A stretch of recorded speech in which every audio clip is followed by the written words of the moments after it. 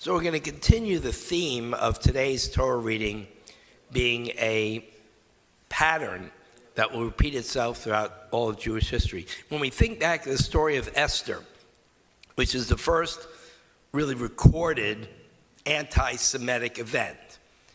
When we lived in the land of Israel as a sovereign nation, prior to the destruction of the temple, there were battles and wars between the nations, right? But that was over territory, political issues.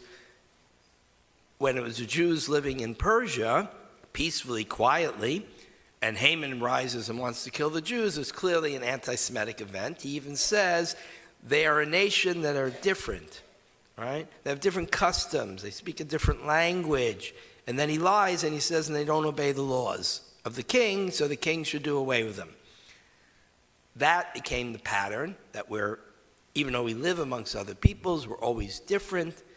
And then the accusation that we don't really obey the rules of the country we live in, which has never been true, but it's an accusation that's always used, or an enemy, a fifth column within the country. So that was the book of Esther, and set the pattern for future anti-Semitic incidents, future anti-Semitic ideas about how to express one's hatred of the Jewish people. And it can be racial, it can be nationalistic, it can be religious, it can be folkloristic, all different forms of anti-Semitism. But we have to go back even further than Esther, today's Parsha, with Balak. As we mentioned, the words that Balak uses exactly is now this horde. He refers to the people as a horde, right? What's a horde?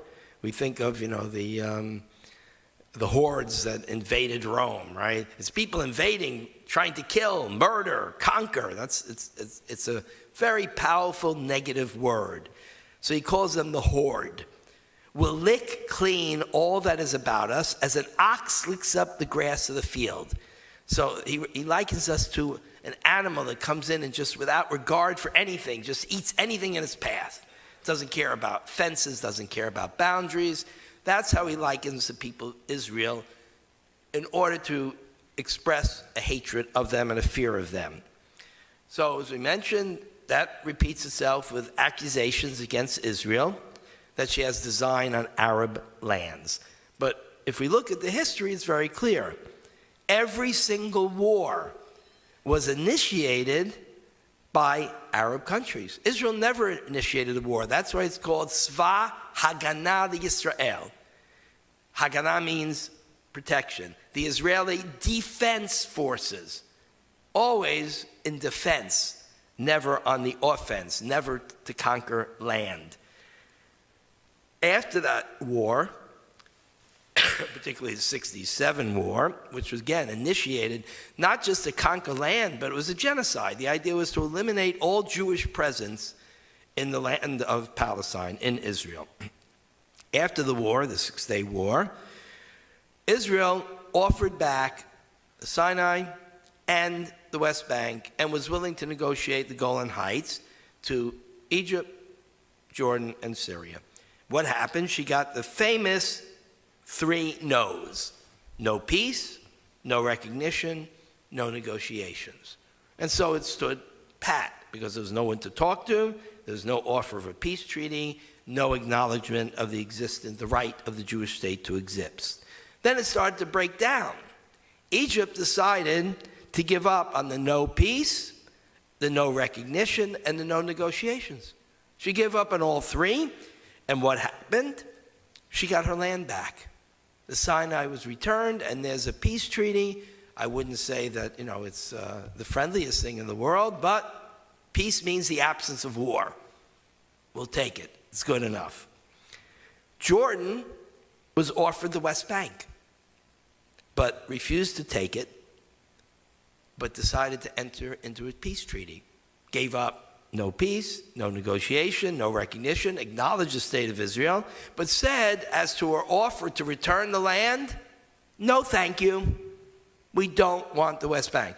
How many reporters, how many people you hear out there talking, the talking heads on TV or reading in newspaper, how many of them even know that Israel offered the West Bank to Jordan and she turned it down? She turned it down because Jordan is 60% Palestinian. But the king is not Palestinian, so he's always worried about a coup d'etat. The last thing he wanted was another 1.5 million Palestinians. So he said, no, thank you. You keep the West Bank. Egypt, in the peace treaty, what was offered besides the Sinai? Gaza. We offered Egypt Gaza. And they said no. For the same reason, Jordan said no. This is not a people that would be friendly to our government. You keep Gaza.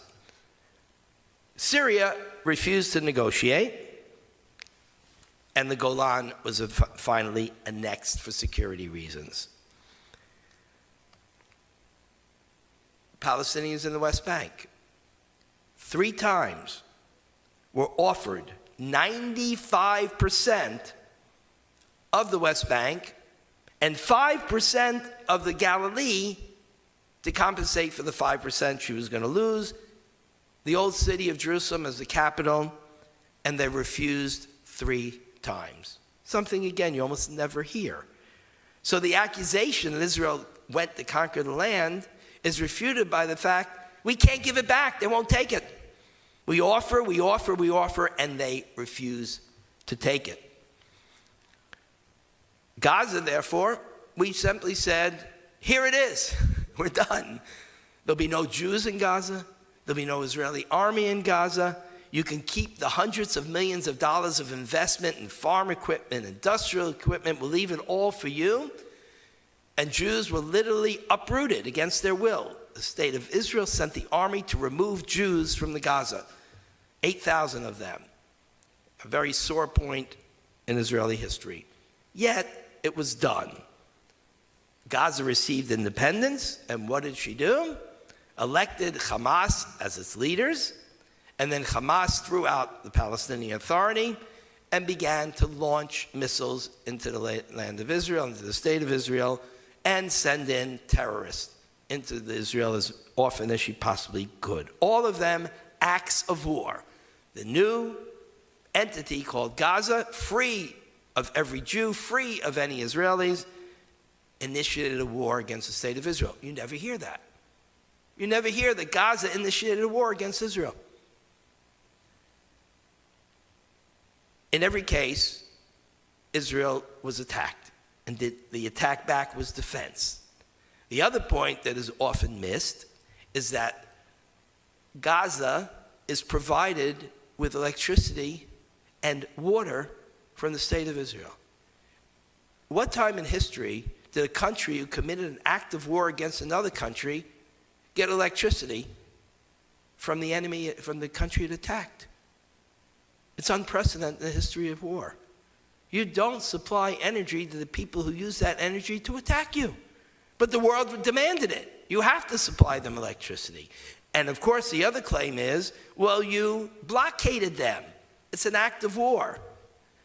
We once blockaded Cuba, right? Why? Because the Soviet Union was committing an act of aggression using Cuba as a home base, so we blockaded. That's what you do. That's how you protect yourself when a country commits an act of aggression or war. A legal blockade. The blockade did not begin in Gaza until after the missiles were launched.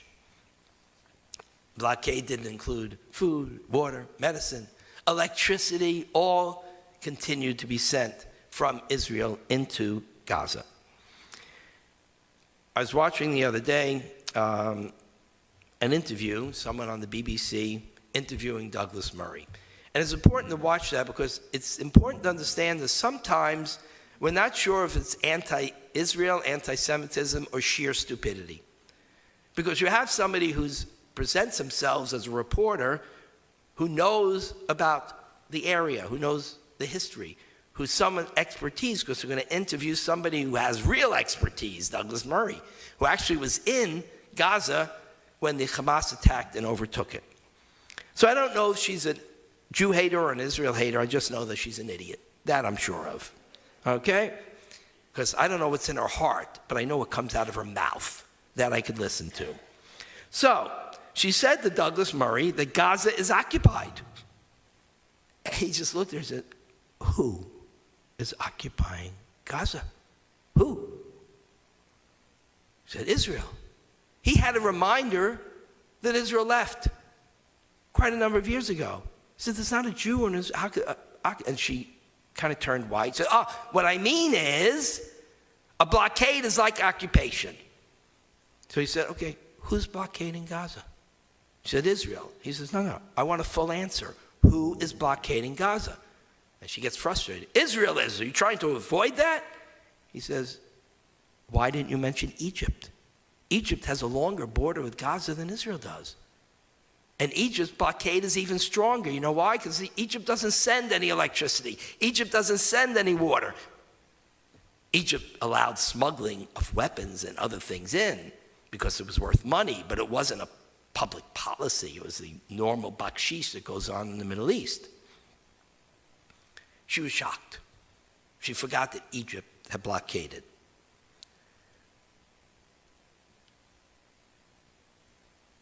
She went on to claim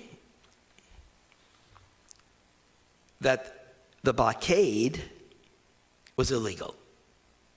And he said, illegal according to who? It's illegal according to international law. And he pointed out, of course it's not illegal. It would only be illegal if Gaza stopped committing acts of war against Israel. She had no idea what international law was. The problem, of course, is when you have this out in the news and people hear this and listen to it, they're not as well educated. And if it's not a Douglas Murray who can put someone in their place, if it's somebody who's antagonistic for Israel and not really well versed, then all these facts come out incorrectly. Another verse of great significance from today's Torah reading. Balak says, there is a people that comes out of Egypt. It hides the earth from view, and it is settled next to me. Right? He says to Bilam, this enormous nation, right, hides the view of there's so many of them, he can't even see a piece of land, right? Like locust. And they've settled right next to me. So he's describing something in such exaggeration as if this nation that fled Egypt as a slave nation was more numerous than his nation or more powerful than his nation. In his eyes, it might have been true, but it was no reality to it. We weren't that numerous, but we appeared to be that numerous. In fact, the Torah talks about huge numbers, but that's because our enemies saw us as so numerous. And that's exactly what's been used by anti-Semites, anti-Israel, throughout the centuries, right?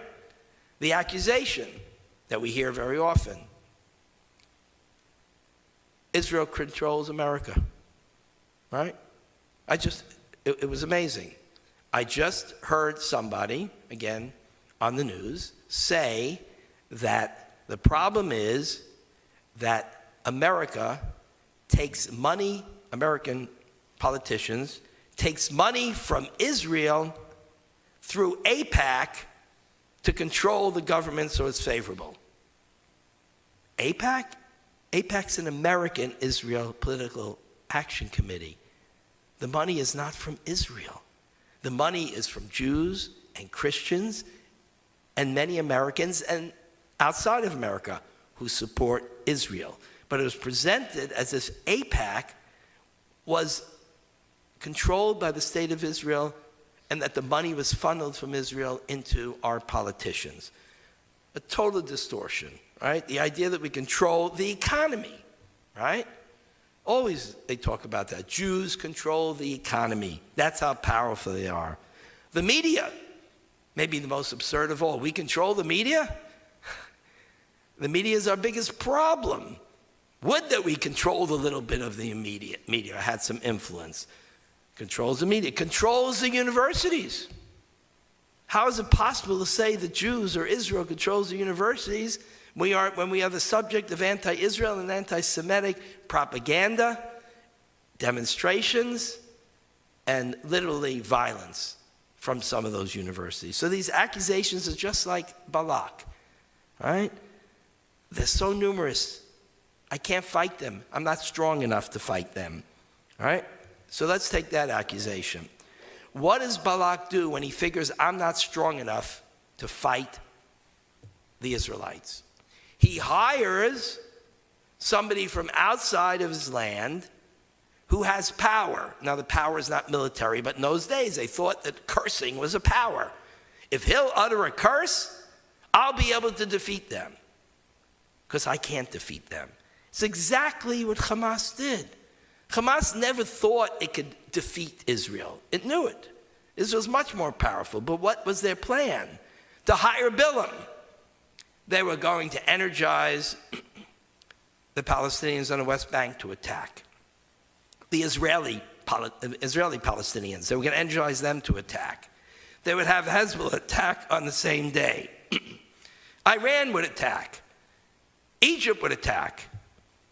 Syria would join in. That was their plan, was to bring in Bilam, to go to the outside world that they thought was sympathetic to their position and rally them to curse the people of Israel. The UN, the EU, the world will gather with them in their attack upon Israel. And of course, what happened was Hezbollah was very late to the party and caused trouble, but ineffective.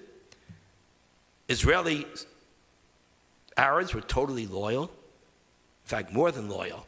They got up and they helped because so many people went into the reserves, so they stepped in and filled the void. Arabs on the Palestinians in West Bank, little trouble here and there, but nothing but local, nothing main. Iran didn't join in. Hezbollah didn't join in. Egypt didn't join in. So turned out they were the ones who were alone. Thank God. But they used the same tactic as Balak. I can't beat you, so I'm going to rally the troops from outside to come in and defeat you. Balak failed because Bilam said, you know something? I'd like to help, but I can't, because history says this nation is going to dwell in its own land. And I can't curse a nation that's been blessed. God said to Bilam, do not go with them to curse Israel. You must not curse that people, for they are blessed. And Israel told Egypt the same thing. Don't do it. Don't attack us. Told Jordan, sent Golda Meir, don't attack us, and we won't attack you. Went to Syria through other sources, don't attack us. Beg them not to attack, just as God told Bilam, don't do it. It's not going to work. They attacked anyway, and they were defeated. Gaza, we left and said, just don't attack. That's all. You're free to do whatever you want in your country. Here's your electricity, here's water, here's medicine. And thousands, tens of thousands came into Israel every day to work, to help the economy. Just don't attack. And what do? They attacked. And Iran was warned, don't attack. Don't build nuclear weapons. The message that God sent to Bilam was, just don't do it, and everything will be okay. Bilam tried, he failed, Balak was defeated. Hamas tried, Iran tried, they failed, they were defeated. Bilam said, how can I damn whom God has not damned? How can I doom what the Lord has not doomed? Those are the most ancient words in the Torah. This is very ancient poetry, very difficult Hebrew. But those ancient words, thousands of years old, is something the world needs to learn. They cannot damn whom God has not damned. They cannot doom whom the Lord has not doomed. And the final line, one of the most famous, there is a people that dwells apart, not reckoned among the nations. That's what he said. You, this Israelite people, you dwell apart, you're not reckoned among the nations. In other words, you're different. Doesn't say you're better. Remember, you're different. Not better, but you are different. And that difference can lead you to a much more moral and ethical way of life. And it's true, we are apart. We are different. We speak the truth. We tell the truth about history. We tell the truth to the world about radical Islam. We warn the other Muslims of the dangers of radical Islam to them, and not only to us, while the rest of the world continues to delude itself. Oddly, the one area that doesn't was the area that was the worst place for a Jew to be. That was Eastern Europe, back in the 30s and 40s. And now Eastern Europe is the one part of the world listening to the Jews in Israel and saying, you're right, this is a great danger, and we will protect our countries from it. And finally, Matovo Lacha Yaakov, Mishkanotecha Yisrael. Bilam, the enemy who was sent to destroy Israel, to curse Israel, turns out and blesses her and says, how good are your tents, O Jacob? How beautiful are your dwelling places, O Israel? And the traditional interpretation was they arranged the tents so that each family had privacy. In other words, you couldn't look into your neighbor's tent. It was crowded, but you wanted to give your neighbor privacy, and that was the nature of the Jewish people. That's why it meant your tents are so good. Another interpretation is tents are actually study halls, synagogues, temples. Your tents, your study halls, your synagogues, your schools are good places, O Jacob. So in the end, Bilam could not curse Israel. Moab could not win. And there are no more Moabites.